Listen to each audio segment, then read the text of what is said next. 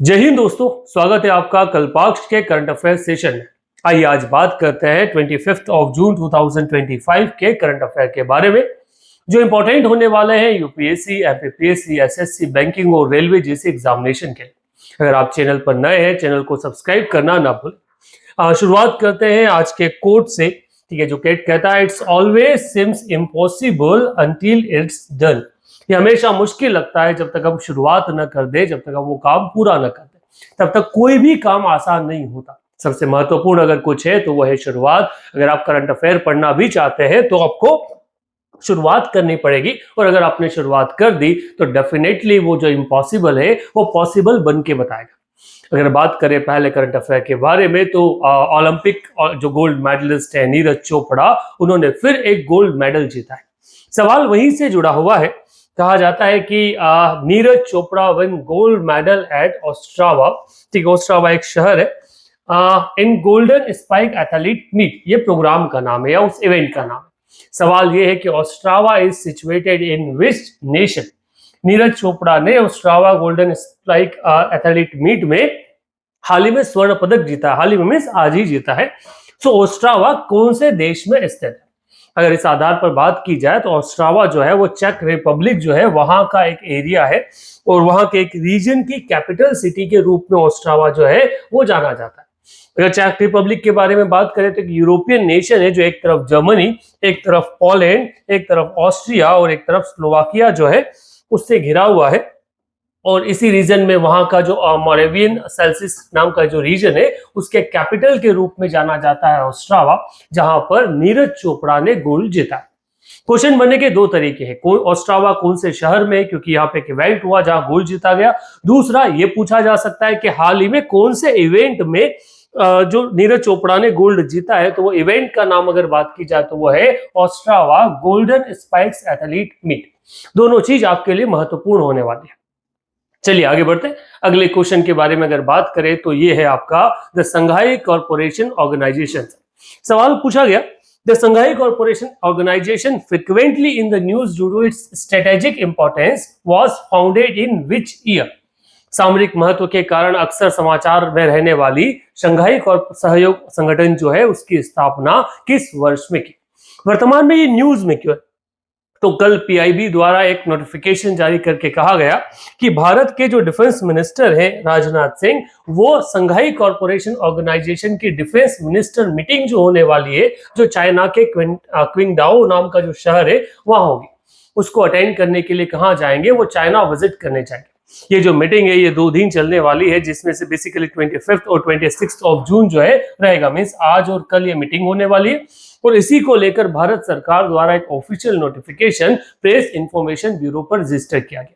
संघाई corporation organisation वर्तमान में एक बार और न्यूज में आई थी, जब क्या हुआ, इजराइल और ईरान का अटैक जो है वो हुआ, क्योंकि ईरान जो है वो एससीओ का मेंबर है और इजराइल जो है वो नाटो का मेंबर है। दो अलग अलग संगठन जो मिलिट्री संगठन के रूप में काम करते हैं। एक अमेरिकन लीड है जिसका नाम है नॉर्थ अटलांटिक ट्रीटी ऑर्गेनाइजेशन, और दूसरा जो चाइना रशिया लीड है जिसका नाम है संघाई कॉर्पोरेशन ऑर्गेनाइजेशन।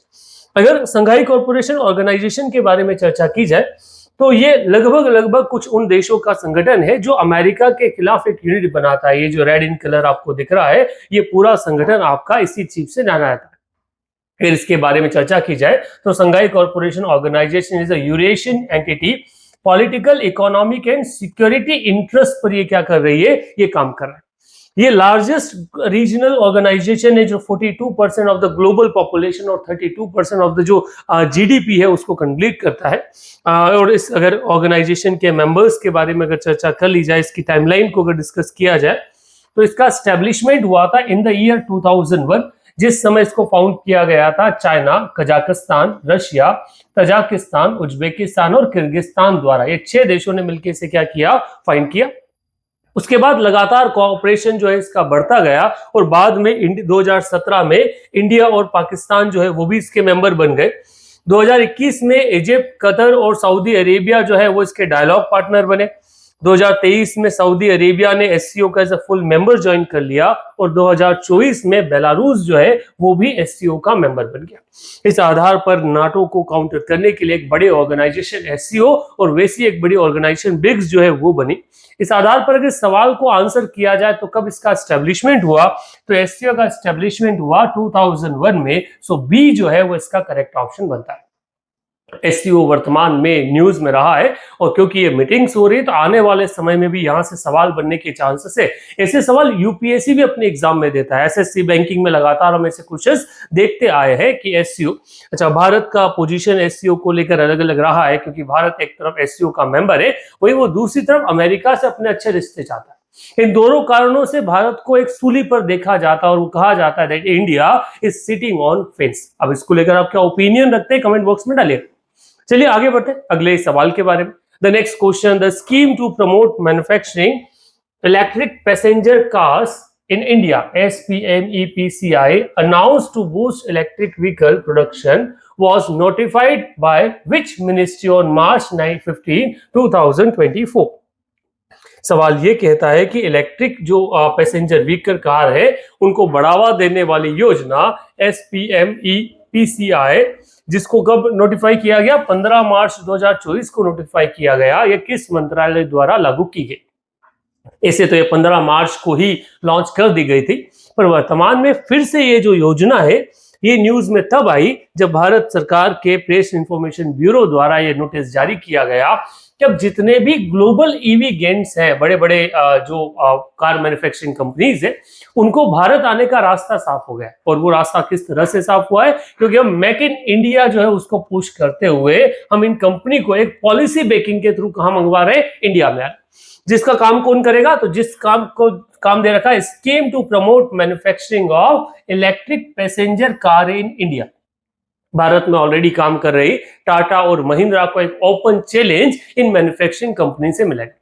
भारत की स्कीम साफ, भारत मेक इन इंडिया पर काम करना चाहता है। मेक इन इंडिया मींस अगर जो आप भारत के मार्केट को एक्सेस करना चाहते हैं, आपको कार को भारत में आके बनाना होगा और इस पर कई नेशन अब वर्तमान में एग्री भी कर रहे हैं और इसको लेकर कल नोटिफाई किया गया। इसलिए जो न्यूज है ये न्यूज पूरी की पूरी है। किन मिनिस्ट्री द्वारा इसे नोटिफाई किया जाता है, तो बेसिकली ये जो आपका स्कीम है, इस स्कीम को लॉन्च किया गया था मिनिस्ट्री ऑफ द ट्रेड वाला जो पार्ट आता है उसमें, तो उसमें आपका आएगा मिनिस्ट्री ऑफ द भारी उद्योग मंत्रालय, the ministry of heavy industries is the correct answer, क्योंकि वो इंडस्ट्रियल डेवलपमेंट चाहता है। So B is the correct option for question number 10। यहां तक अगर किसी सवाल से संबंधित आपको कोई डाउट है, आप कमेंट बॉक्स में जरूर लिखिएगा, उसका सॉल्यूशन हम आप तक पहुंचाने की कोशिश करेंगे। इसके अलावा सेशन में आप कुछ नई चीजें इंक्लूड करना चाहते हैं, आपको लगता है कि इन चीजों को भी इंक्लूड करना चाहिए, आप वो भी बताइएगा। हम सेशन को लिमिटेड रखना चाहते हैं, हम नहीं चाहते कि सेशन 1.5 आवर तक जाए या 1 आवर तक जाए, क्योंकि डेली इतना संभव नहीं है और इतने क्वेश्चंस भी शायद नहीं बनते। बहुत लिमिटेड ऐसे एरियाज होते हैं जहां से सवाल बनते हैं, हम हर एक न्यूज को कवर नहीं करना चाहिए, क्योंकि कॉम्पिटिटिव एग्जाम का एक मूल मंत्र है that what not to study is much more important than what to study। क्या नहीं पढ़ना है ये ज्यादा जरूरी है क्या पढ़ने से, क्योंकि पढ़ने को पूरा है, बैंकिंग हो, एसएससी हो या यूपीएससी या एमपीपीएससी, हर एग्जामिनेशन का सिलेबस इतना वास्ट है कि आप अगर कवर करने जाओ तो आपको एक एक किताब क्या मैगजीन भी पढ़नी पड़ेगी और वो एक ह्यूमनली पॉसिबल नहीं है। इसलिए आपको फोकस करना पड़ेगा what not to study then what to study. So आगे बढ़ते हैं अगले क्वेश्चन की तरफ। क्वेश्चन कहता है वर्तमान में the Al Udeid airbase in Qatar targeted by Iran on 23 June 2025। Iran Israel युद्ध के बीच में इस अमेरिकन बेस को किसने टारगेट किया, ईरान ने टारगेट किया। On nuclear site situated in which region, कहां पर ये क्या है, ये सिचुएटेड है। अगर बात की जाए तो ये कतर में सिचुएटेड है। कहां पर सिचुएटेड है, कतर में, और वहीं पे इसे क्या किया गया, टारगेट किया गया। इस आधार पर क्वेश्चन का आंसर जो है वो है मिडिल ईस्ट। अमेरिकन एजेंसी या अमेरिका नाटो द्वारा जो विश्व के अलग अलग देशों में सैन्य बेस बना है वो एक बड़ा मैटर है, क्योंकि अगर इसी पूरे रीजन में ईस्टर्न वाले पार्ट पे ही देखा जाए मिडिल ईस्ट में, तो लगभग 50,000 से ज्यादा जो सैनिक है अमेरिकन, वो अलग अलग एयर बेसिस पर बैठे हुए हैं। जहां ओमान में उनका कैंप जस्टिस है, यूएई में अगर बात किया जाए तो दाफरा एयरबेस पे उनका एस्टेब्लिशमेंट है, कतर में अल उदेद एयरबेस पे था जिसको डिस्ट्रॉय किया गया, वहीं अगर बात किया जाए तो बहरीन में यूएस 5th फ्लीट हेडक्वार्टर है, इराक में अरबील है, इराक में ही एन अल असाद एयरबेस है, टर्की में इनक्रिक और वहीं इस्तांबुल टर्की में इजमीर नाम से, फिर कुवैत में इनका कैम बर्गर कैम अफिरजान नाम से है, ठीक है। वहीं कुवैत वाले एरिया में कैम पेट्रियट नाम से इनका एक नेवल बेस है, ठीक है। सऊदी अरेबिया में प्रिंस सुल्तान एयरबेस। इस तरह से अलग अलग एरिया में अमेरिका ने अपना प्रेजेंस बना रखा। मतलब जो देश शांति चाहता है वही शायद विनाश के साथ में है, क्योंकि वर्तमान में यूएस पार्लियामेंट ने भी डोनाल्ड ट्रंप को पीस प्राइज के लिए बुला गया है, क्योंकि ईरान और इजराइल का युद्ध उन्होंने रुकवा दिया। हाँ, दोनों देश उनकी मानने को राजी नहीं है, वो बात अलग है, पर शायद डोनाल्ड ट्रंप ने कसम खाई है कि वो नोबेल पीस प्राइज तो लेकर ही रहेंगे। चलिए आगे बढ़ते हैं अगले क्वेश्चन की तरफ। शायद यहां तक के क्वेश्चन आपको क्लियर है। अगला क्वेश्चन है, Adani group recently commissioned India's first of grid India's first off-grid 5 megawatt green hydrogen pilot plant in which location? Adani समूह ने हाल ही में भारत का पहला of grid 5 megawatt green hydrogen pilot plant जो है वो कहां पर शुरू किया? ये शुरू किया गया है कच्छ गुजरात में। कहां पर एस्टेब्लिश किया गया? कच्छ गुजरात में। तो करेक्ट आंसर इसका जो है वो है आपका बी। अगर इस प्लांट के बारे में चर्चा की जाए बच्चा, सो द अडानी ग्रुप ने जो इसको प्लांट को गुजरात लोकेशन है, 5 मेगावाट का ग्रीन हाइड्रोजन प्लांट ये है। अडानी न्यू इंडस्ट्रियल लिमिटेड द्वारा इसे क्या किया गया है? डेवलप किया गया है, जिसे शॉर्ट फॉर्म में अनिल के नाम से जानते हैं। अनिल का नाम अनिल अंबानी से इसका कोई लेना देना नहीं है। So Anil Adani new industrial limited के नाम से, जो क्लीन एनर्जी आर्म है किसका? अडानी एंटरप्राइजेस का। Anil plant is fully powered by solar energy and works with a battery energy storage system. ये पूर्ण रूप से क्या है? क्लीन एनर्जी से ऑपरेट होता है, इसलिए काफी महत्वपूर्ण है। ऐसे सवाल हमने पिछली एग्जामिनेशन में देखे थे। तो अगर पूछा जाए कि अनिल कौन सी ऑर्गेनाइजेशन ने हाइड्रोजन पायलट प्लांट लॉन्च किया, तो अनिल ने लॉन्च किया, जो बेसिकली अडानी के नाम से है। वहीं अगर बात किया जाए कहाँ लॉन्च किया गया, तो ये सिचुएटेड है आपका गुजरात में। चलिए अगले करंट अफेयर की बात करते हैं। भारतीय कॉफी निर्यात का सबसे बड़ा आयातक देश कौन सा है? Which country is the largest importer of Indian coffee export? कौन सा देश जो है जो भारत का सबसे कॉफी एक्सपोर्ट में जाना जाता है?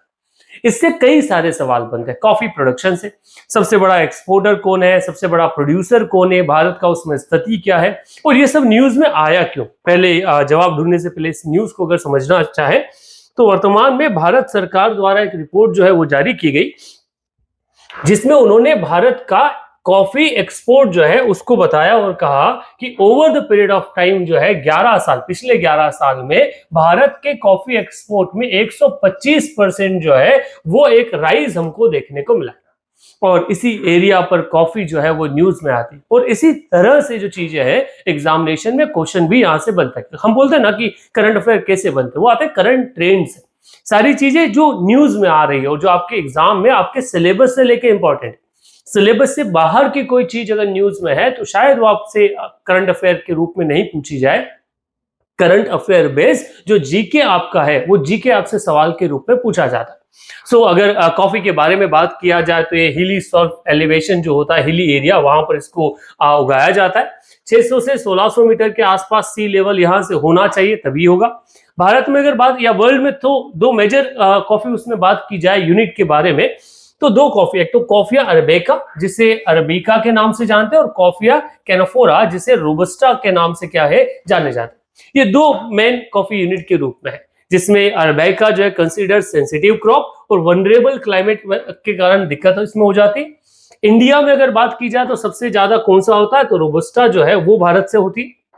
भारत में कॉफी के बारे में अगर बात की जाए तो लार्जली कर्नाटक, केरल, तमिलनाडु और आंध्र प्रदेश और उड़ीसा वाला जो एरिया है जहां पर आपका क्या होता है कॉफी का प्रोडक्शन होता है, जिसमें कर्नाटक का चीफ प्रोड्यूसर है जो टोटल आउटपुट का 70% जो क्या है निकाल के देता है। यूरोप भारत का टॉप इंपोर्टर के रूप में जाना जाता है, जहां सबसे ज्यादा इंपोर्ट जो है वो Italy, followed by Germany, Belgium, then middle east nation जैसे कोरिया और जापान को भी क्या किया जाता है, भेजा जाता है।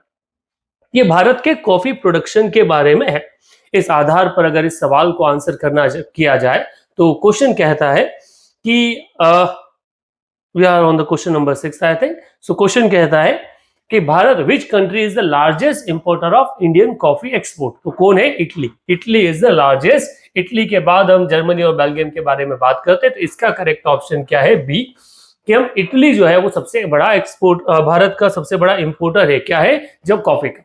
वही एक और सवाल है, भारत निर्यात की जाने वाली प्राथमिक कॉफी का प्रकार कौन सा है? मतलब सबसे ज्यादा एक्सपोर्ट जो है भारत में किस चीज का होता है? तो वो होता है रोबोस्टा का, क्योंकि रोबोस्टा और अरेबिका ये दो ही ऐसी एक कॉफी का ब्रांड है जो प्रोडक्शन होता है। ब्रांड कह ले या फिर जिसको स्पीसीज कह ले, दो अलग अलग प्रकार का जो एक प्रोडक्शन है वो है। रोबोस्टा सबसे बड़ा उत्पादन भी है और हम इसका सबसे बड़ा एक्सपोर्टर के रूप में भी हमें जाना जाता है। अगला question, what is India's rank in the Sustainable Development Goal Index according to Sustainable Development Report 2025? सतत विकास लक्ष्यों के सूचकांक में भारत की सतत विकास रिपोर्ट के अनुसार रैंक जो है वो क्या है? एसडीजी गोल काफी महत्वपूर्ण है। वर्तमान में एमपीपीएससी के अपने अपडेटेड सिलेबस में एसडीजी को अलग से रखा गया है। अगर इस रिपोर्ट के आधार पर बात की जाए तो इंडिया की पोजीशन पहली बार हम टॉप 100 में आए हैं और अब की बार हमारी जो पोजीशन है वो 99 है। तो इसका ऑप्शन अगर है वो देखा जाए। इस न्यूज को पूरा अगर एनालिसिस करने की कोशिश करें तो कहता है कि India 99th on SDG goal index, जिसका टोटल स्कोर जो है वो 67 रहा है अभी। ये जो प्रोग्रेस है ये कौन डेवलप करता है, पब्लिश करता है? तो United nation sustainable development solution network जो है वो इस रिपोर्ट को पब्लिश करता है। कब से शुरू किया गया? तो 2015 से एसडीजी गोल को अडॉप्ट किया है। कितने देशों ने? यूनाइटेड नेशन के 193 देशों। इस रिपोर्ट के आधार पर टॉप नेशन के बारे में बात करें तो फिनलैंड जो है वो फर्स्ट रैंक पे है, स्वीडन सेकेंड पे और डेनमार्क जो है वो थर्ड नेशन पे, थर्ड स्टेट पे आता है। There are 17 SDG goals, total क्या है? 17 गोल है जिसमें इंप्रूवमेंट के बारे में चर्चा की जा रही है। और इन 17 गोल को अगर देखा जाए तो पहला है नो पॉवर्टी, पॉवर्टी एलिवेशन पे काम करना। सेकेंड आपका नो हंगर, हंगर पे काम करना। थर्ड है गुड हेल्थ। फोर्थ है quality education. Fifth gender equality. Six clean water and sanitation. Seventh है रिन्यूएबल एनर्जी। एट्थ है good jobs and economic growth. Ninth है innovation and infrastructure. 10th reduce inequality. 11th sustainable cities and communities. 12th responsible communication.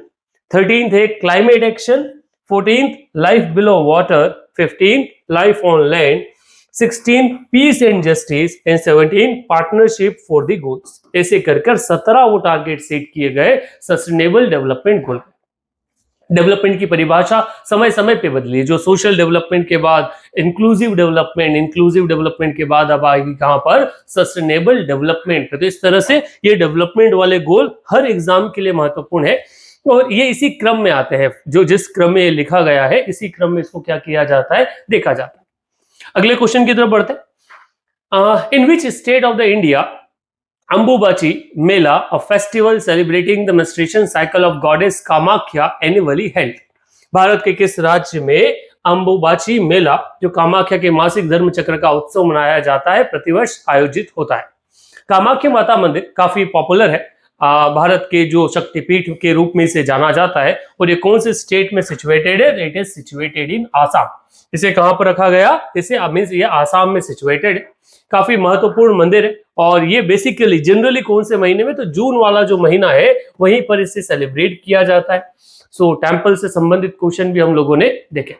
तो अब ये वर्तमान की जो कल की न्यूज है उन न्यूज से जुड़े सारे क्वेश्चन थे, मींस आज तक के करंट अफेयर है। इससे ज्यादा बहुत सारी चीजें आती है पर सभी चीजों को कवर करना जरूरी नहीं है। चलिए आगे बढ़ते हैं, बात करते हैं क्वेश्चन ऑफ द डे के बारे में। कल का सवाल था कि ब्रह्मोस कौन से इंजन का यूज करता है? तो ब्रह्मोस अपने प्रोपल्शन में रैमजेट इंजन का यूज करता है जो लिक्विड प्रोपल्शन पे काम करता है। आज का जो क्वेश्चन ऑफ द डे है उसके बारे में बात करें तो क्वेश्चन कहता है who is the current chairman of security and exchange board of India? SEBI जो भारत की एक नियतक संस्था है, ठीक है, भारत प्रतिभूति एवं विनिमय बोर्ड के वर्तमान अध्यक्ष जून 2025 के कंटेक्स्ट में हम बात कर रहे हैं, कौन है? सो आपके सामने चार ऑप्शन है, मधाबी बुरीपुच, Tuhin Kanta Pandey, U K Sinha and Ajay Tyagi. Correct option आप कमेंट बॉक्स में जरूर लिखिएगा। सेशन को लेकर आपके कोई ओपिनियन है उसमें कमेंट कीजिएगा। तब तक के लिए थैंक यू वेरी मच। मिलते हैं कल के सेशन में।